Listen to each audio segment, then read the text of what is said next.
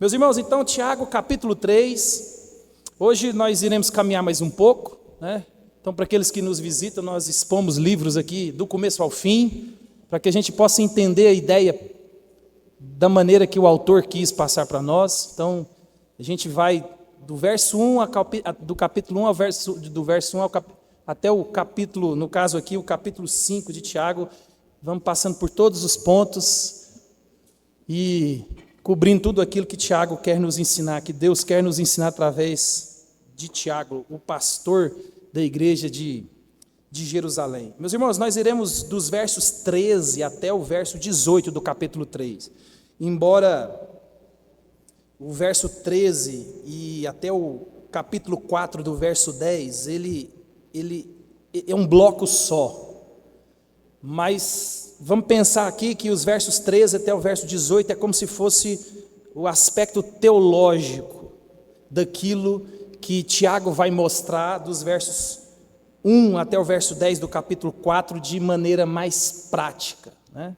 Então nós iremos caminhar e Tiago agora vai falar de sabedoria. Então lembre-se, Tiago ele já falou de sabedoria, no capítulo 1 ele fala de tudo aquilo que ele vai falar durante a carta.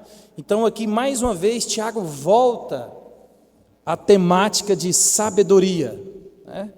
Então o texto da palavra de Deus diz assim, Tiago capítulo 3, dos versos 13 a 18. Quem entre vós é sábio e inteligente? Mostrem mansidão de sabedoria, mediante condigno proceder às suas obras.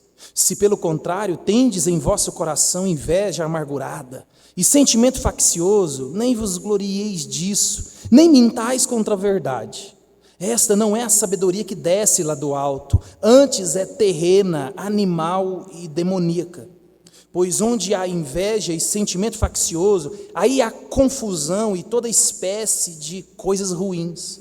A sabedoria, porém, lá do alto é primeiramente pura, depois pacífica, indulgente, tratável, plena de misericórdia e de bons frutos, imparcial, sem fingimento. Ora, é em paz que se semeia o fruto da justiça para os que promovem a paz. Amém? Vamos orar mais uma vez?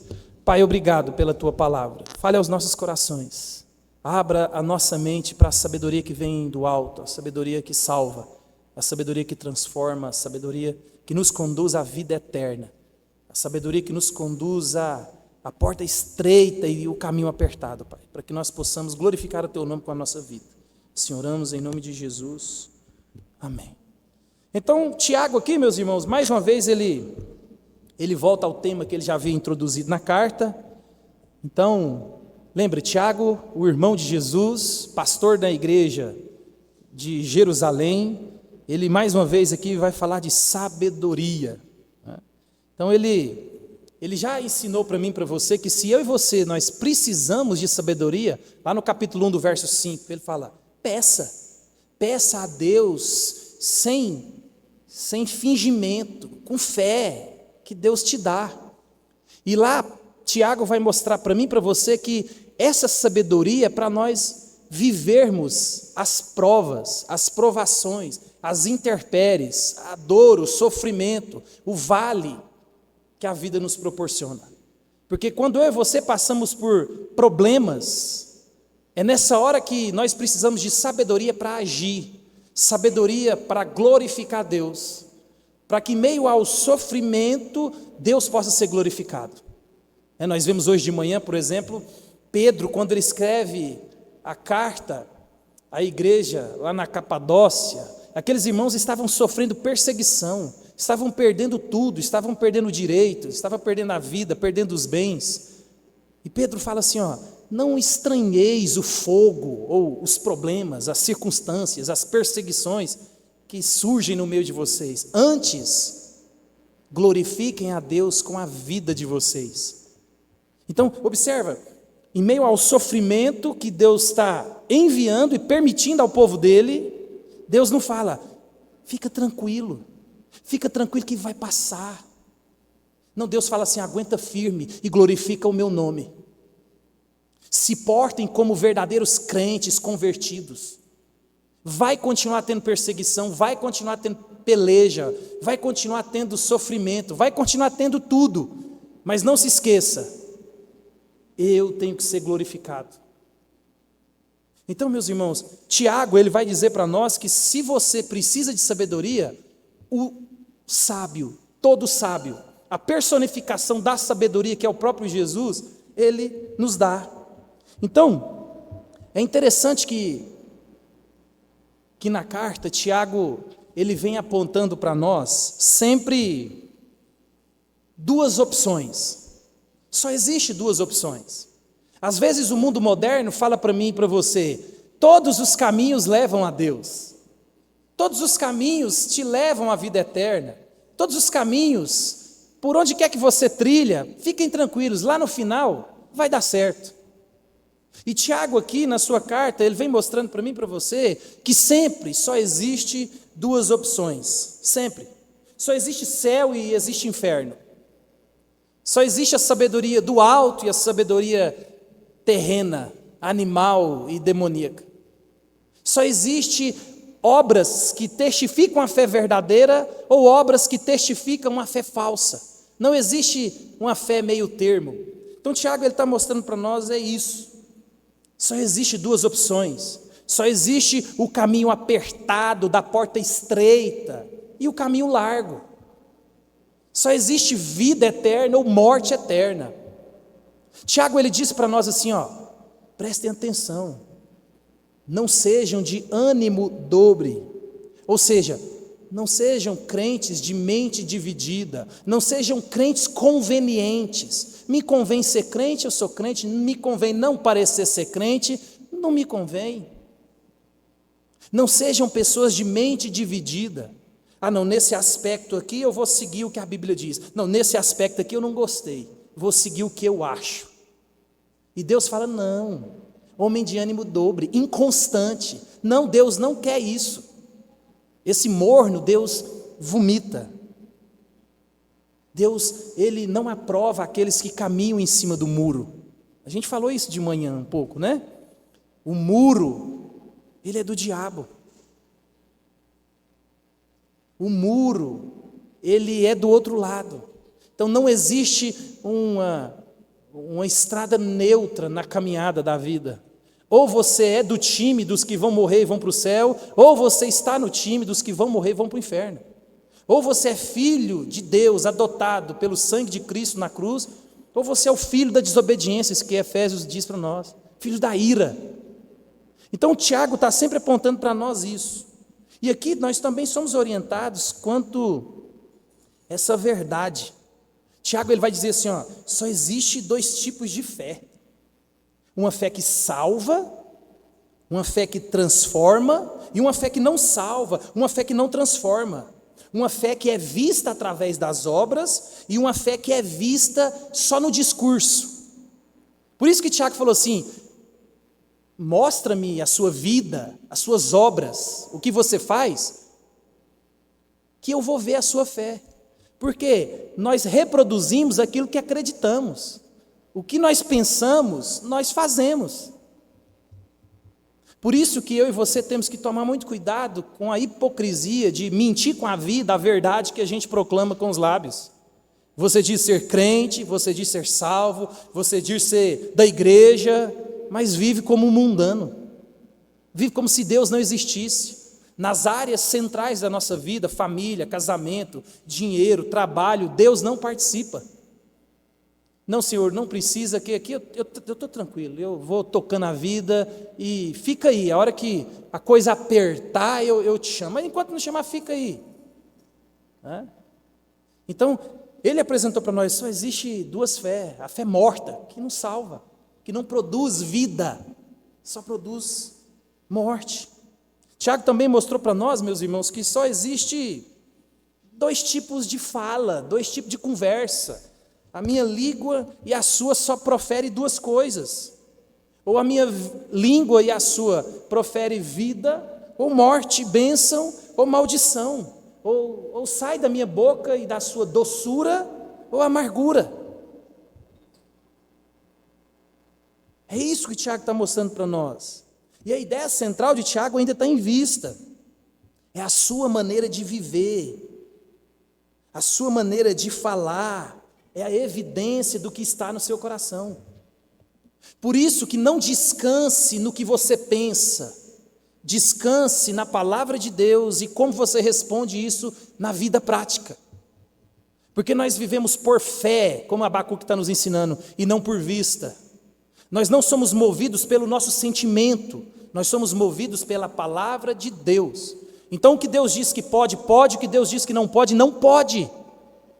Ah, mas eu não estou sentindo bem, então eu não estou sentindo de perdoar. Não, a Bíblia nos ordena, por exemplo, a perdoar.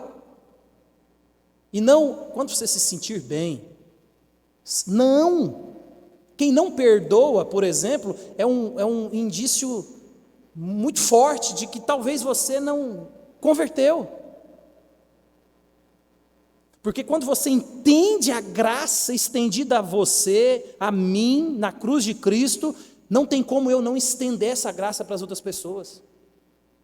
A minha ofensa a Cristo, a Deus, ela é incomparavelmente maior do que qualquer ofensa a mim ou a você. Então não tem como eu e você não estender essa misericórdia, não estender essa graça para as pessoas. Por isso que aqueles que receberam e entenderam, eles entregam a misericórdia. Então, Tiago, ele está falando isso para nós aqui.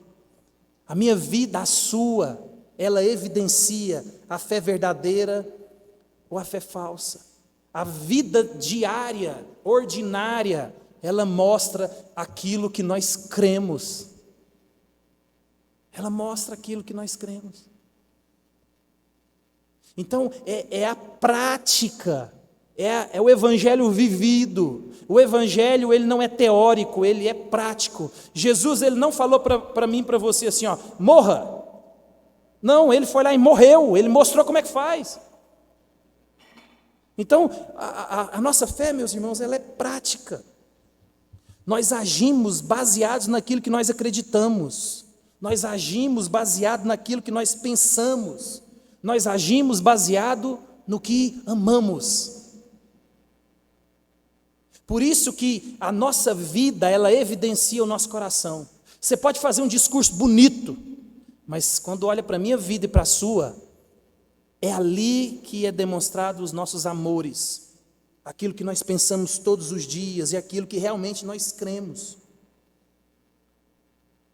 O livro que nós estamos estudando, do Paul Tripp, ele vai dizer para nós que nós só vivemos baseado naquilo que cremos.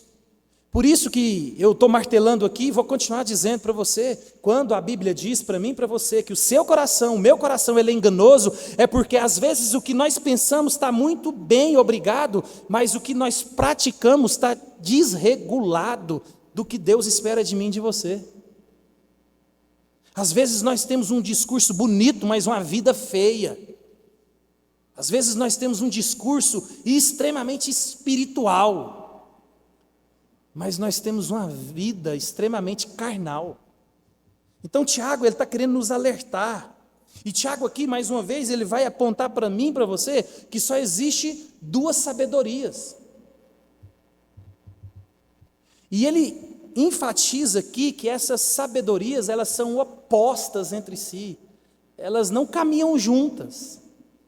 Na verdade, elas não têm nada a ver uma com a outra. E Tiago quer mostrar para mim e para você que você só tem uma ou outra sabedoria. Ou você vive uma ou outra. Não tem a terceira via. Por isso que ele começa no verso 13 com uma pergunta. Olha o que ele vai dizer no verso 13. Quem entre vós é sábio e inteligente? E o que é sabedoria aqui? Sabedoria aqui, meus irmãos, e inteligência, ou talvez a sua tradução aí está dizendo entendimento, são palavras sinônimas. Ambas aqui se referem à capacidade de viver bem. Ou em outras palavras, lembra, Tiago está nos ensinando e nos chamando a ser perfeitos. E perfeitos aqui para Tiago é maduro. Crentes que crescem, crentes que renunciam ao pecado, crentes que amadurecem, crentes que são melhores amanhã do que hoje. É isso que Deus espera de mim e de você. Isso é crescer em estatura, graça e conhecimento. Porque se eu e você não formos um crente hoje melhor do que o que a gente foi ontem, e não for melhor amanhã do que o que a gente é hoje, tem alguma coisa errada com o nosso cristianismo. Porque a santificação, ela é progressiva. Santificação, ela é um tomar banho e tirar a sujeira. A gente vai tirando à medida que a gente vai entendendo o Evangelho, conhecendo a Deus, e a gente vai conhecendo as nossas mazelas, os nossos pecados, nós vamos nos arrependendo, nós vamos despindo do velho homem, do homem de morte, do homem de pecado, e nós vamos nos revestindo de Cristo, mudando a atitude, mudando a conversa, mudando o que pensa. É isso aqui que Tiago está querendo nos alertar. E essa sabedoria, ela produz isso, essa capacidade de viver bem. Sabedoria, ela é o uso correto do conhecimento. O termo sábio aqui em Tiago, ele está querendo mostrar para nós que a sabedoria, ela é um conhecimento prático. Lembra, o Tiago, ele está preocupado com a prática. Tiago, ele é a parte mais prática do Novo Testamento. Então, ele está mostrando para mim e para você assim, ó, saber, conhecer, ser inteligente e não saber como usa, não é sabedoria. Essa sabedoria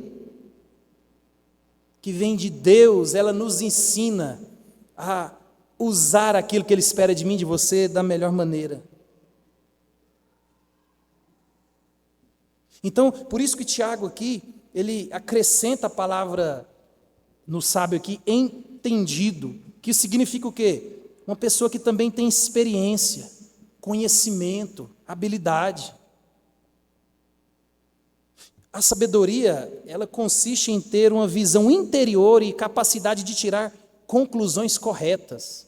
Por isso que lá atrás Tiago falou assim, ó, no meio da provação, no meio da intempérie, na hora que o barco começa a entrar água, que você se vê numa situação que você não sabe como agir, peça sabedoria, porque Deus, Ele vai te conduzir dentro daquilo que Ele tem te orientado na palavra, qual é a melhor maneira de agir. Então, esse conhecimento, essa inteligência é pôr em prática aquilo que nós já sabemos, porque muitas pessoas, meus irmãos, têm um entendimento errado disso. Tem um antigo provérbio, e ele resume isso aqui. Ele vai dizer assim, ó, uma visão futura é melhor que uma visão do passado, mas a melhor visão é a do interior. Por quê? Porque essa sabedoria, ela vai mostrar quem nós somos e como nós devemos agir. Então não é só o conhecimento em si, é o conhecimento prático. Porque muitas pessoas, você conhece pessoas extremamente inteligentes, pessoas que têm diplomas, PhD, pós e PhD de tudo que você pensa, mas são pessoas extremamente tolas, extremamente imprudentes. E tem um currículo invejável. Nós vemos pessoas constantemente com muito conhecimento, mas pessoas que não conseguem se relacionar com pessoas. E são gênios.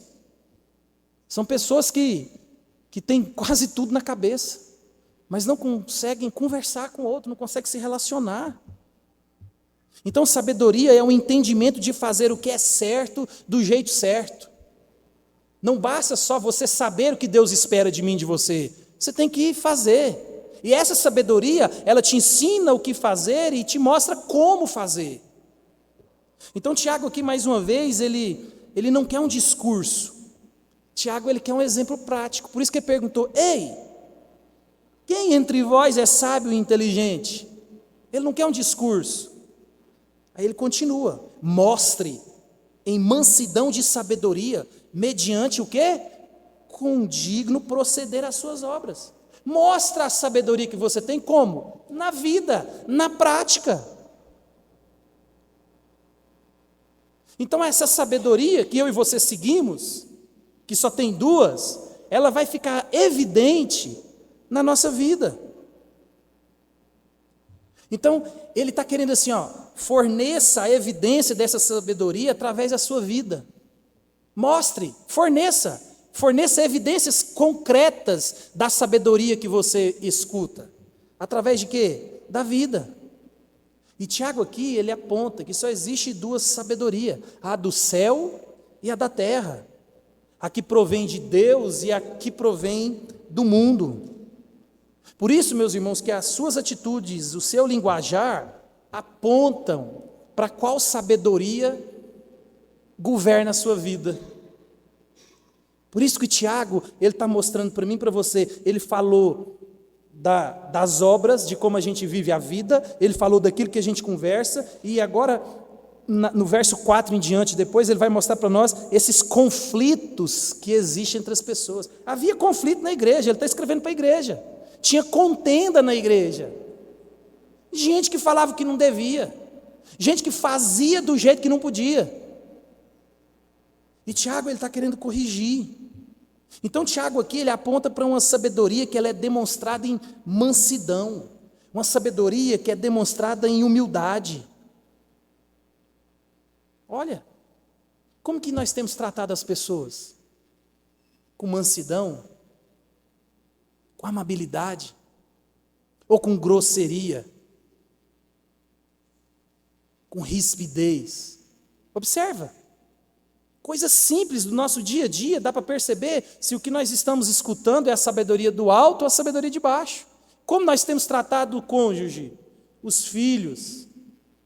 É com sabedoria mansa? Ou com sabedoria bruta? Ou com sabedoria arrogante, que não é humilde? Tiago aqui, ele mostra uma sabedoria de mansidão no modo de tratar os outros. Como se vê aqui nos versos 17 e 18. E aí ele focaliza na paz, que é o aspecto relacionado da sabedoria que vem do alto. Lembra? Quando você usa a sabedoria do alto, com humildade, com mansidão, no trato com as pessoas, ele encerra o verso 18 aqui dizendo: em paz. O fruto é paz.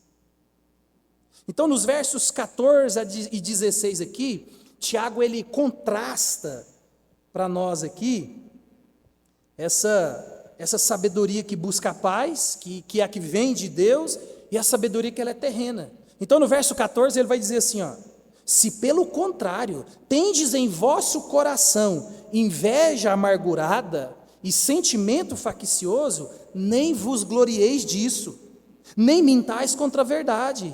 Pula o verso 15, vai para o 16. Pois onde há inveja e sentimento faccioso, aí há confusão e toda espécie de coisas ruins. Então, Tiago aqui, meus irmãos, ele aponta que a sabedoria terrena, ela se manifesta por meio da inveja amargurada. Olha que ele une duas palavras: inveja amargurada. É uma ambição que está ligada à cobiça da posição, de status. Em suma, essa inveja amargurada é uma pessoa que só busca os seus próprios interesses. A vida dela resume-se ao próprio umbigo. Tudo que ela faz, ela avalia se ela vai ter lucro pessoal. Então, se precisar de atropelar, ela atropela. Se precisar de matar, ela mata. Se precisar de renunciar, renuncia. Por quê? Porque o reino que eu sirvo é o meu reino. Então, essa inveja amargurada aqui é essa ambição por posição, por status. E essa sabedoria exalta apenas o eu, você, nunca a glória de Deus. É uma sabedoria, meus irmãos, invejosa, que se alegra com o fracasso e não com o sucesso do outro. Você conhece gente assim, que não chegou em lugar nenhum na vida, e a alegria dele é saber que todo mundo que ele conhece também não chega a lugar nenhum? Ele gasta energia não tentando melhorar, mas ele gasta energia torcendo para que ninguém saia do lugar que ele está também. Vamos todo mundo ficar aqui. Tem gente que é assim. Tem gente que é extremamente invejosa. Quer o que é do outro.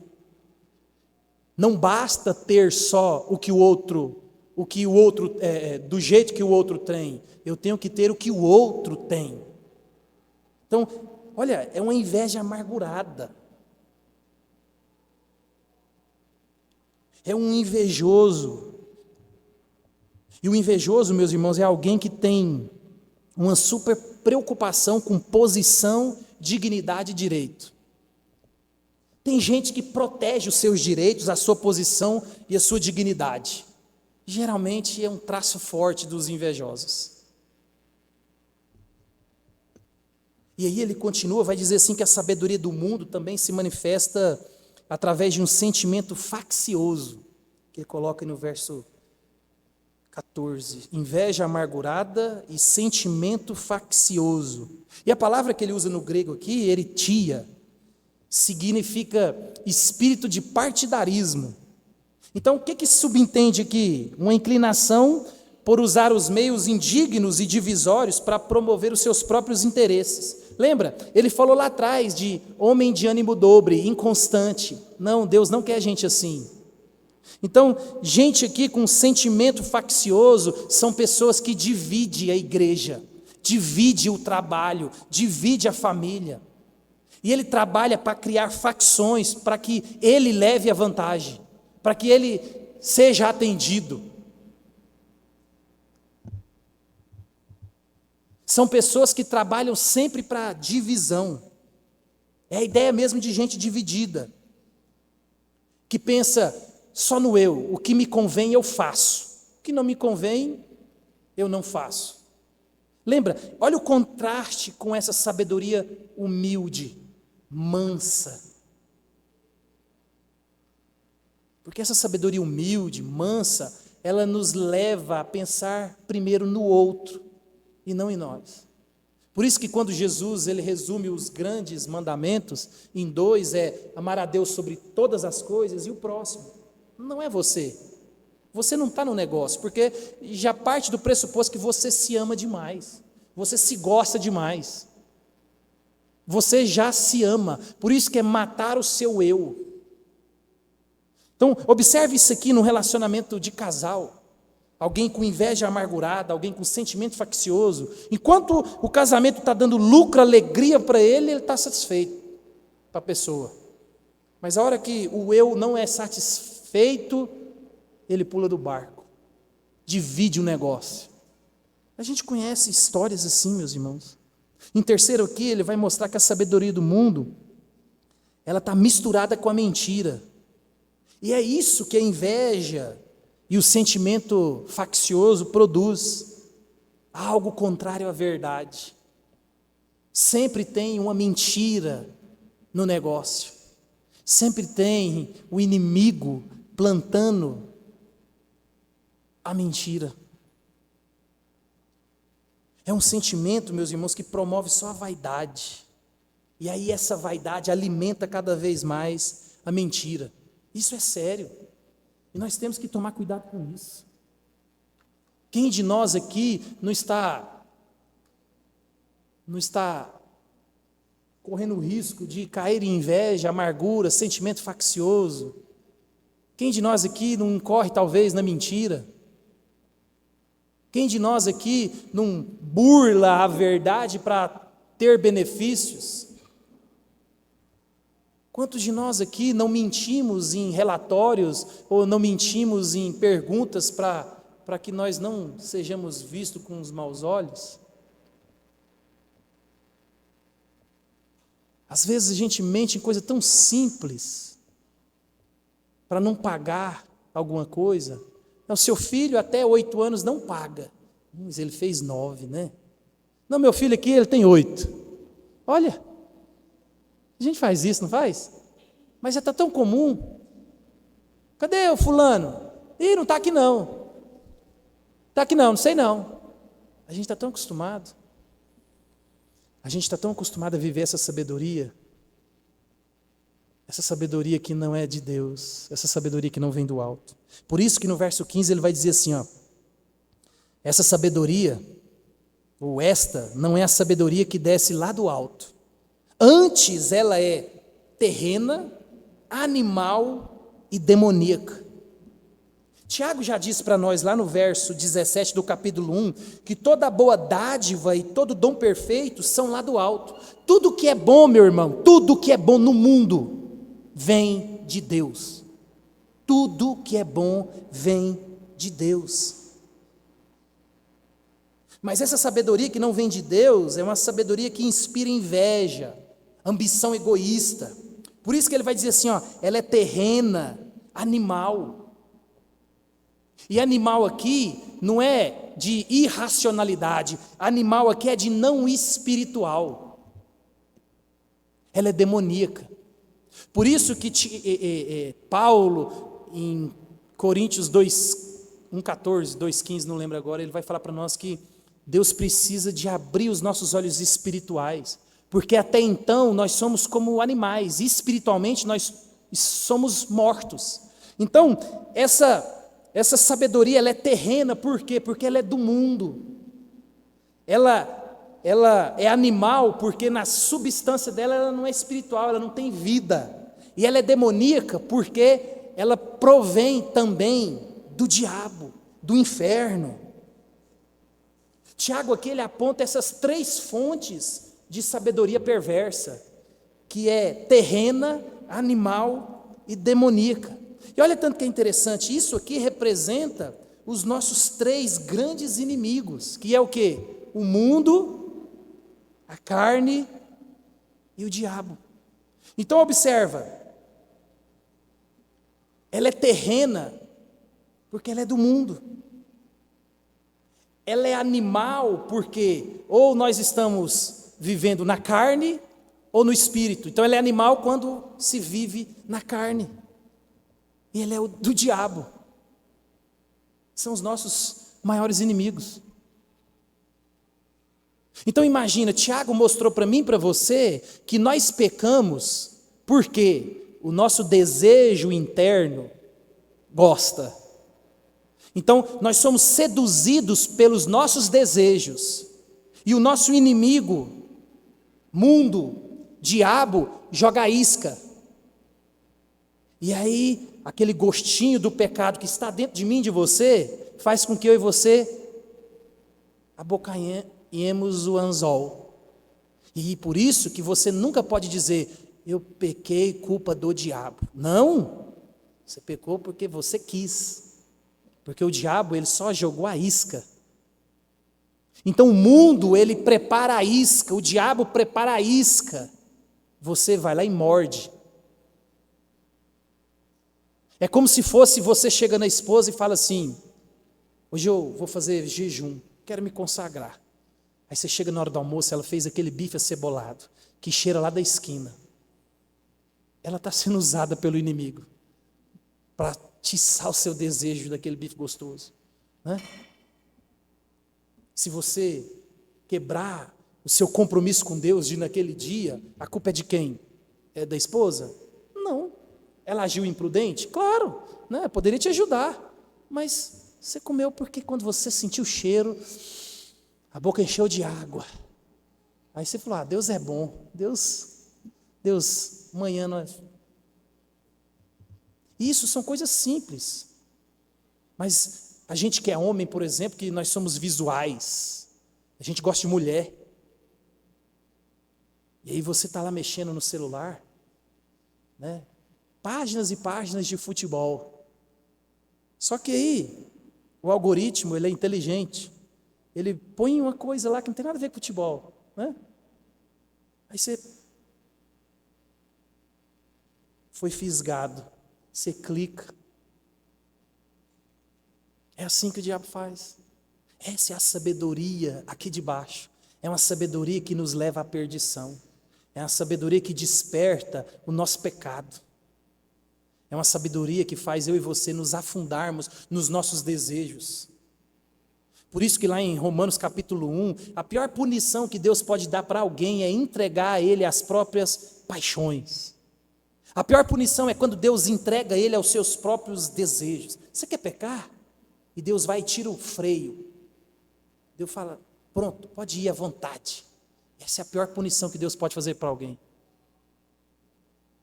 É por isso que às vezes as pessoas não entendem, porque a vida da pessoa não condiz com o cristianismo.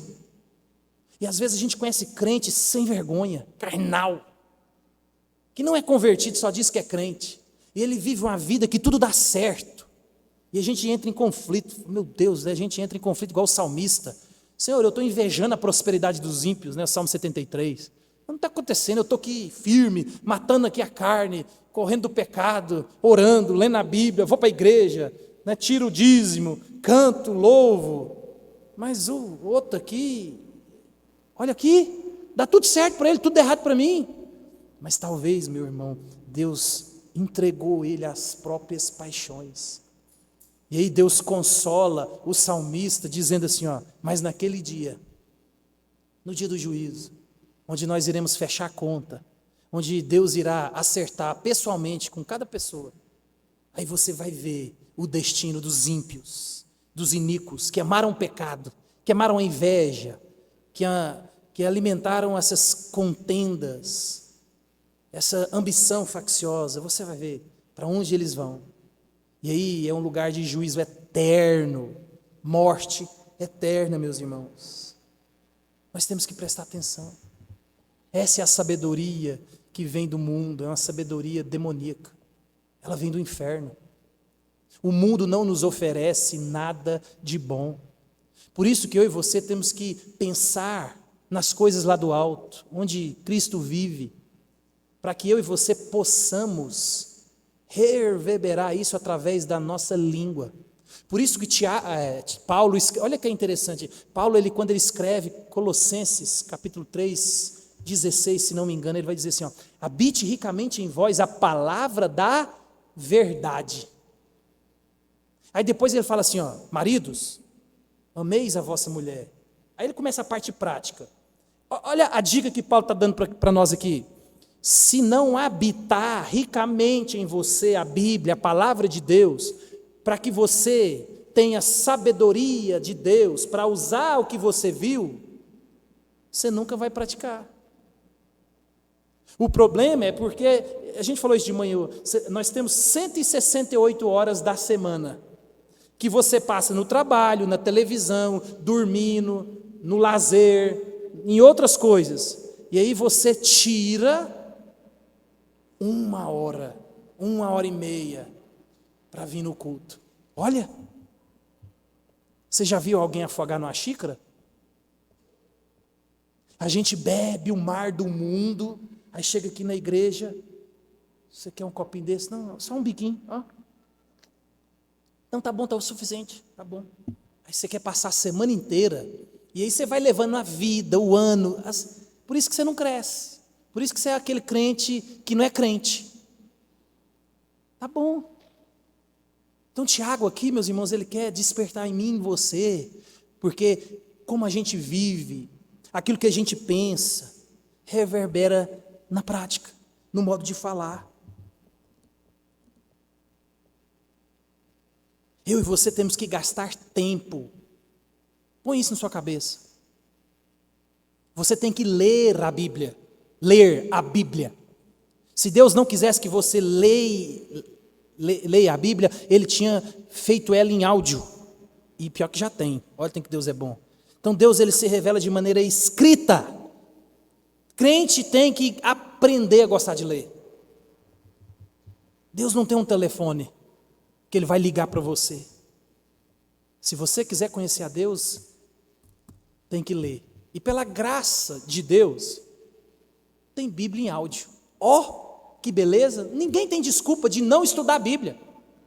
Mas o problema é porque das 168 horas da semana, se a gente fosse pelo menos legalista e falar, vou tirar 10% dessas 168 horas para Jesus, para a igreja, para as pessoas.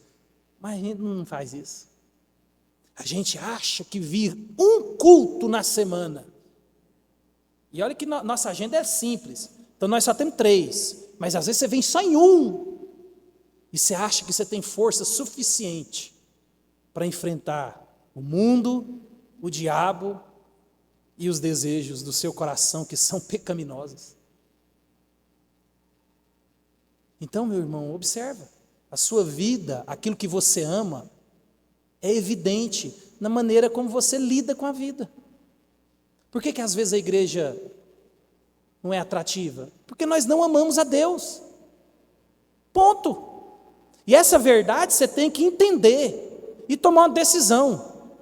Ou amar a igreja, o povo de Deus, ou vai viver a vida normalmente, porque o final é o mesmo. Pelo menos você viveu. Senão você não vive o mundo e nem vive para Deus. Você vive do seu jeito. E viver do seu jeito é viver a sabedoria terrena, demoníaca.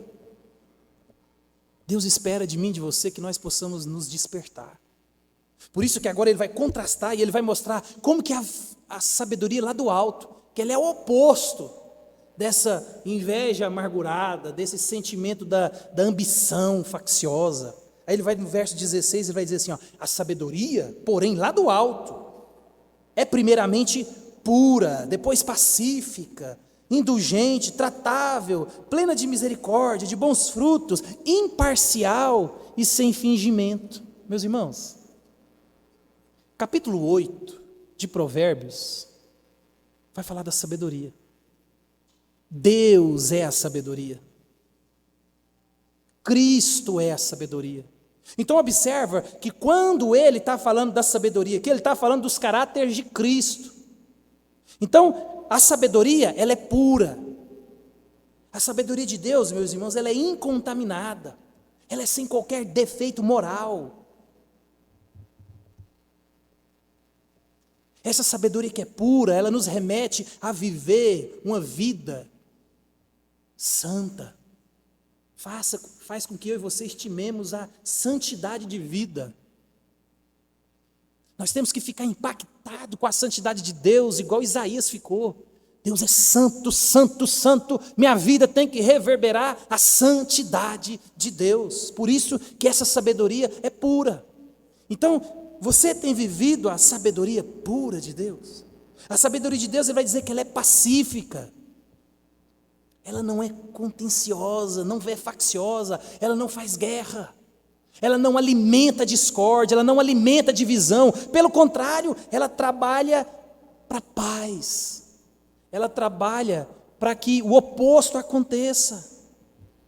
Enquanto a sabedoria do mundo leva para a competição, para a rivalidade, e termina geralmente em guerra, separação, a de Deus não. Deus, ele veio para estabelecer paz, onde havia guerra. Que guerra era? Entre Deus e os homens. Cristo Jesus foi quem trouxe paz. Por isso que Cristo é o príncipe da paz, porque eu e você estávamos em guerra, rebelião contra Deus, e o príncipe da paz, Cristo Jesus, ele conquistou a paz para mim e para você. Essa paz, meus irmãos, ela é produzida pela santidade, não pela complacência do erro. Observa, em muitos casos, paz não é ausência de guerra. Essa paz aqui dos pacificadores, às vezes você tem que arrumar uma confusão, porque o pecado está deliberado. E às vezes nós, para não entrarmos em conflito, a gente suporta o pecado na igreja, em casa, dos filhos, do cônjuge, etc, etc, etc. Porque a gente é da paz. E por causa da paz, então observe, esse tipo de paz é uma paz sua.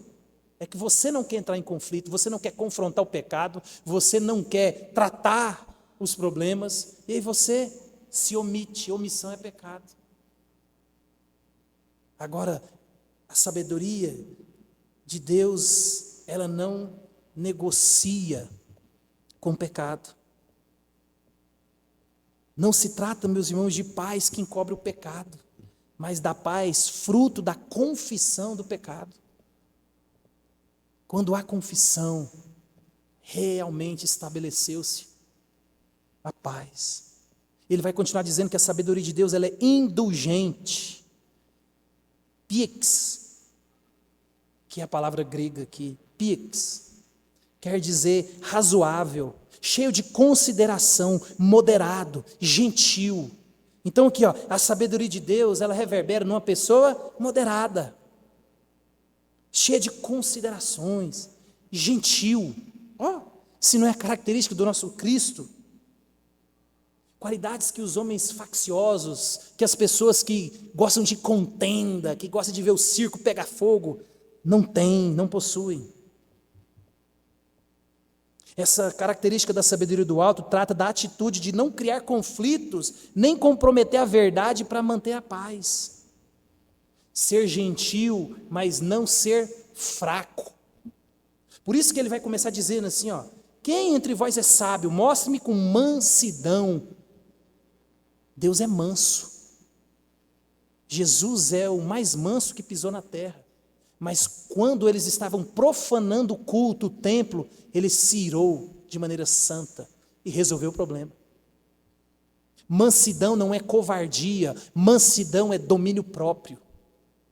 Mansidão é você confrontar sem perder o domínio, sem se perder na dinâmica da coisa. Ser gentil, meus irmãos, não é ser fraco. E ele continua, a sabedoria de Deus, ela é tratável. E é interessante que o termo grego aqui é de uma pessoa que é facilmente persuadido. É a ideia contrária a uma pessoa obstinada. É uma pessoa que está aberta à razão. Uma pessoa que é tratável, é uma pessoa que está aberta a ver o que realmente ela é. Ela está sempre aberta a negociações. Por isso que ele vai dizer dessa humildade em algumas traduções. Mostre-me em mansidão de sabedoria, ou humildade de sabedoria. Porque a sabedoria de Deus é tratável. A sabedoria de Deus, a humildade de Deus exige de mim, de você, que nós constantemente nos coloquemos diante da palavra de Deus e consertemos a nossa vida. Está errado. Esse caminho não é esse. E você dá marcha ré no carro, engata a primeira e vai pelo outro caminho. O carro do crente tem que ter ré. Agora não, às vezes o cara, ou a pessoa, ela é intratável, obstinada no seu posicionamento, obstinada na sua vida, obstinada na sua posição, e é intratável. A verdade dessa pessoa que prevalece, observa, isso não é a sabedoria de Deus. E ele continua, a sabedoria de Deus é plena de misericórdia. E misericórdia, meus irmãos, significa lançar o coração na miséria do outro. Misericórdia é inclinar-se para socorrer o aflito, é sentir ternura pelo necessitado, é estender-lhe a mão, ainda que ele não mereça. Lembre-se disso, misericórdia é algo que ele não merece. Não é justo, não é justo. Ele merecia o inferno, ele merecia passar fome, ele merecia não ter casa, ele merecia não ter isso, ele merecia, isso é justiça. Mas a sabedoria de Deus, ela nos lembra da misericórdia, que é você dar o que ele não merece. Ou, quer dizer, não dar o que ele merece. É o que Deus fez comigo e com você. Por isso que ele é o Pai das misericórdias. Ele não nos matou e lançou no inferno. Ele providenciou a salvação na cruz para mim e para você. Porque eu e você merecíamos o inferno. E qualquer um que Deus jogar dentro do inferno, ele está sendo extremamente justo. Justo. Por isso que Cristo morreu na cruz, porque Deus é justo. Alguém teria que morrer. Por isso que a salvação, meu irmão, ela é grátis para mim e para você, porque alguém pagou por ela, e foi o próprio Deus que assumiu o prejuízo.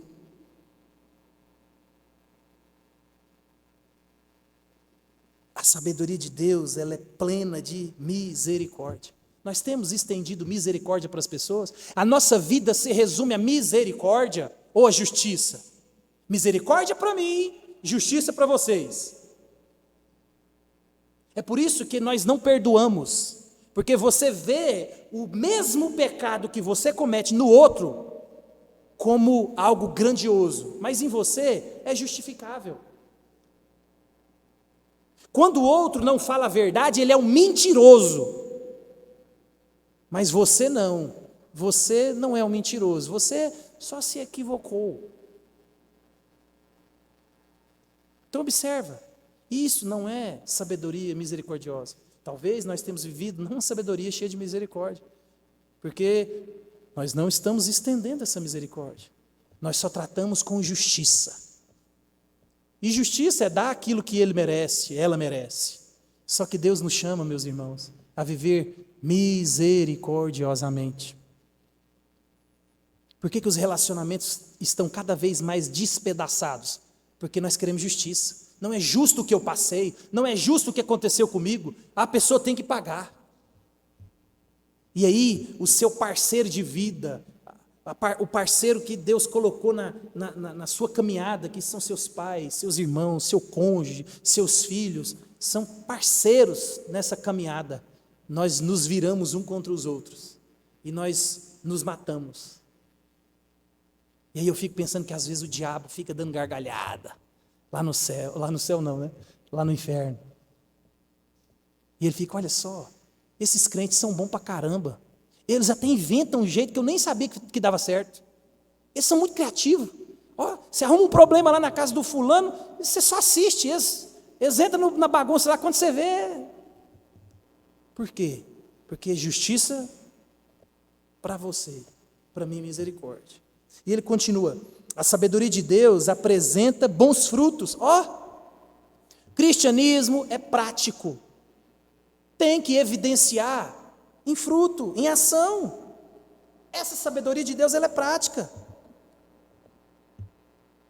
Deus, ele ensina como você deve viver e ele espera o resultado.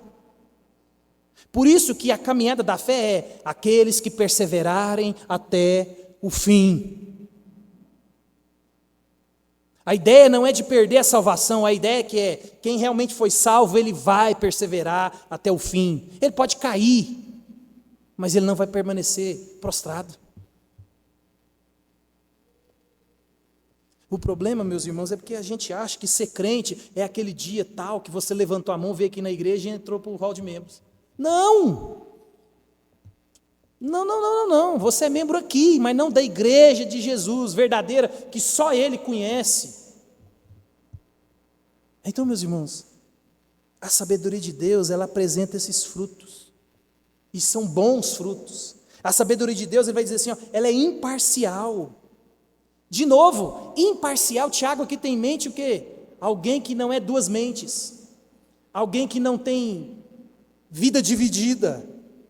Alguém que não tem dois amores.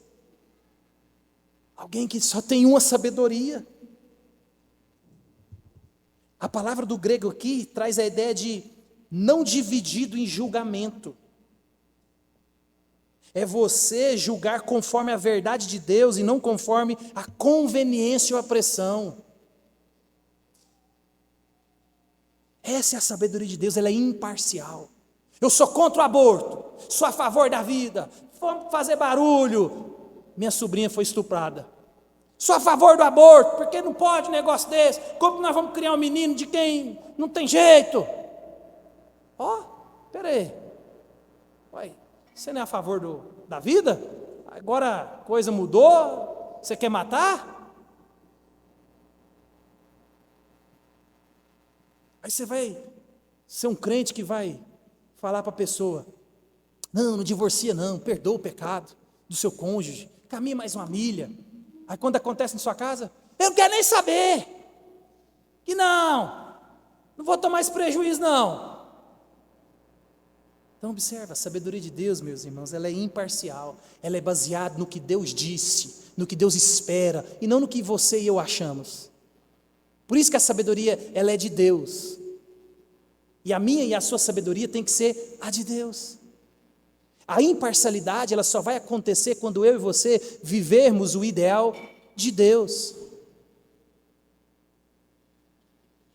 Eu sou pró-vida porque Jesus é pró-vida. Deus, Ele defende a vida. Quando alguém mata alguém, está ofendendo a imagem de Deus naquela pessoa. Independente se for a minha filha. É doloroso? Com certeza. É uma tragédia? Claro. Mas isso não anula o fato de ser algo abominável diante de Deus. Então observe, essa imparcialidade aqui é alguém que age não conforme a conveniência ou a pressão, que age baseado no que Deus espera, essa imparcialidade. Senão faz igual Pedro, ele vivia igual gentio, estava lá, imagina Pedro, lá na igreja da Galácia, comendo aquele churrasco, um pernilzão de porco gostoso, e ele lambuzando, nunca tinha comido porco. Estou fazendo uma conjectura, né? Talvez ele estava comendo outra coisa. Aí chegou os judeus, acho que ele cuspiu o que ele estava comendo, o jeito que ele estava fazendo. Aí Paulo olhou e falou: ei, você está doido? Você está comprometendo o evangelho de Deus? E Paulo dá uma descascada em público nele. Por quê? Vivendo de maneira parcial. A gente é gentil, vamos viver como gentil. Chegou os judeus, vamos manter a pose, vamos cumprir os rituais. Não, essa não é a sabedoria. Por isso que Deus condena o homem à pessoa de ânimo dobre. Pessoa que está alegre vem para a igreja, está triste, não quer ver ninguém. Está alegre, ela ora, ela canta, ela dizima, ela trabalha. Está triste, não serve para nada. Pessoa inconstante, ela vive baseado no que sente. O sentimento é que governa a vida. Estou triste, a vida é boa. Estou amargurado, a vida é uma desgraça. Não, meu irmão. Nós vivemos baseados no que Deus disse. Nós não somos movidos pelo sentimento. Nós somos movidos por aquilo que Deus já disse na palavra dele. Por isso que nós vivemos por fé e não por vista. Simples assim. Verdades simples de dizer e difíceis de viver. Mas essa é a realidade. A sabedoria de Deus, ele continua, ela é sem fingimento. A sabedoria de Deus, meus irmãos, ela se manifesta numa pessoa que vive sinceridade constante. Uma pessoa sem hipocrisia. Hipocrisia, hipócrita, vem do termo grego do teatro. Os atores eram hipócritas, porque eles personificavam um personagem que não era real. Eles colocavam no antigo teatro grego máscaras. E às vezes nós estamos vivendo com máscaras. A pandemia, ela só colocou a máscara mais bonita, de pano, porque a gente sempre usou máscara. E a sabedoria de Deus, meus irmãos, ela é sem fingimento. A sabedoria de Deus, ela não opera por trás de uma máscara. A sabedoria de Deus não é assim. Ela não opera através de uma máscara, supostamente para o bem dos outros, mas na realidade, essas pessoas às vezes vivem só por causa dos seus próprios interesses. Então observa, Deus não espera isso de mim, de você. Você põe uma máscara de bom crente, bom marido, boa esposa, bom trabalhador, mas na verdade você busca seus próprios interesses.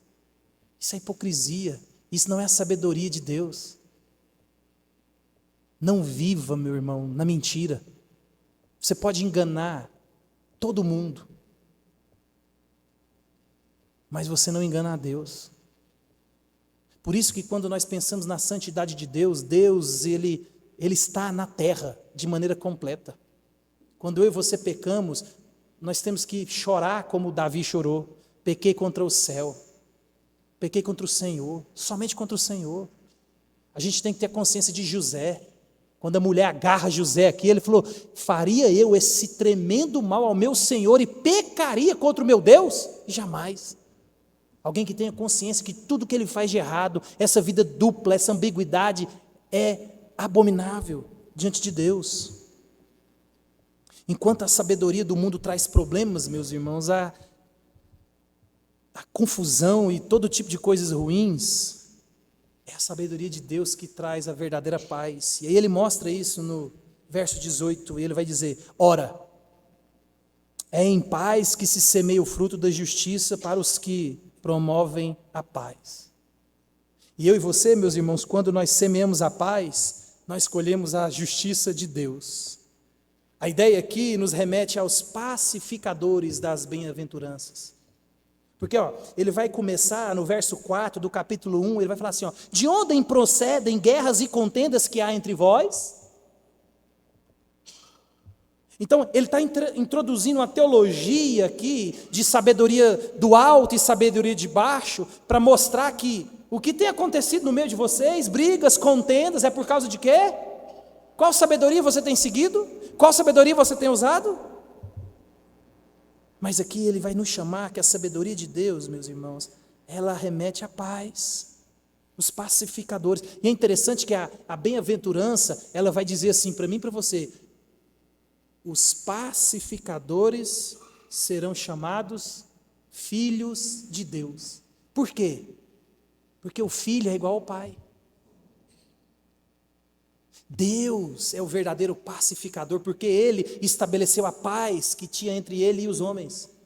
Por isso que eu e você, nós somos os pacificadores. Nós estamos aqui para promover a paz entre as pessoas e entre Deus e as pessoas, proclamando o Evangelho. A sabedoria de Deus nos remete a sempre nós buscarmos a paz. Ela sempre busca a paz entre as pessoas e a paz entre as pessoas e Deus.